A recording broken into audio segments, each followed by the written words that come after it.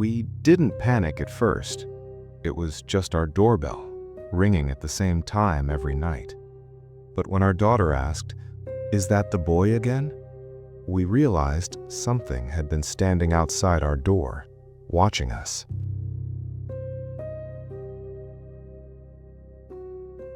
My name is Daniel Kerr, and this story was something my wife and I argued about for a long time before we finally agreed to share it. Not because we weren't sure it happened, but because neither of us can fully explain what it was. We moved into our house in early October. It was a small, two-story place at the end of a quiet street. No nearby stores, no through traffic, just families, parked cars, and porch lights that shut off early. That was part of why we liked it. We had a 4-year-old daughter at the time, Lily, and the neighborhood felt safe, quiet, predictable. I worked a normal schedule, 9 to 5. My wife, Hannah, worked from home. Most evenings were the same. Dinner around 7, bath for Lily at 8, bedtime stories at 9. By 10, the house was usually silent.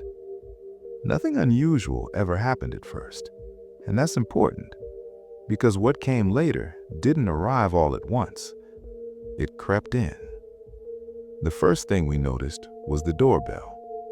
It rang one night around 8:45. Not late, not alarming, just unexpected. I opened the door without thinking. No one was there. I stepped onto the porch, looked up and down the street. Empty. No cars, no people. I chalked it up to a neighborhood kid messing around and went back inside. It happened again 2 nights later. Same time, same single ring.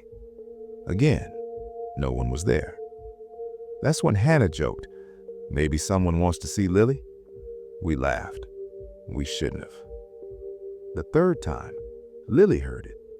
She was brushing her teeth when the bell rang. She came running into the hallway and asked, "Is that the boy?" I froze. "What boy?" I asked. She shrugged. "The one outside." My wife and I exchanged a look. I opened the door. This time, someone was standing there. A child, maybe 5 or 6 years old. He stood at the edge of our porch, not under the light. I remember that clearly. He was positioned just outside the glow. He wasn't wearing a jacket, barefoot. His clothes looked thin, like pajamas. "Hi," I said. "Are you lost?" He didn't answer. He just stared past me, into the house, at Lily. Hannah stepped forward and asked where his parents were. The child finally spoke. "They're nearby," he said. His voice was flat, practiced. Hannah offered to call someone for him. He shook his head. "I just need to come inside," he said. That's when Lily tugged my sleeve. "Daddy," she whispered, "that's not the boy I see." We didn't let him in. We told him to wait while we called the police. He stepped backward immediately, into the darkness, and he was gone. No footsteps, nothing. The police came. They checked the area. No missing child reports, no calls from neighbors. They suggested it might have been a prank, but something about the way the child moved stayed with me. He hadn't walked away. He'd simply retreated. After that, the doorbell stopped, but something else began. Lily started waking up at night, not crying, just standing in her doorway, watching the hall. When we asked her what was wrong, she said the same thing every time. "He's outside again." She said he stood by the front door. Sometimes, she said he stood on the stairs. Once, she said he stood in her room. We installed a camera facing the front door. Nothing ever showed up. No motion, no alerts. One night, I stayed up late. I wanted to see it myself. At exactly 8:45 p.m., the hallway light turned on. No doorbell, just the light. I watched the camera feed.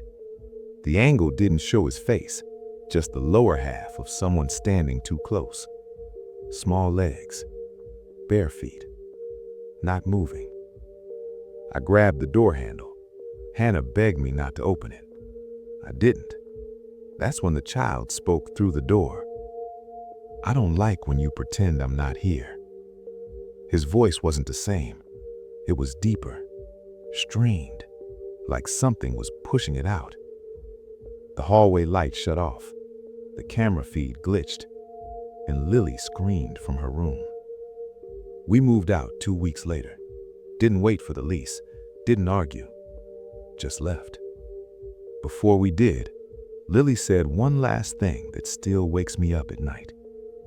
"He's mad," she said. "He says we didn't open the door in time." I don't know what stood outside our house.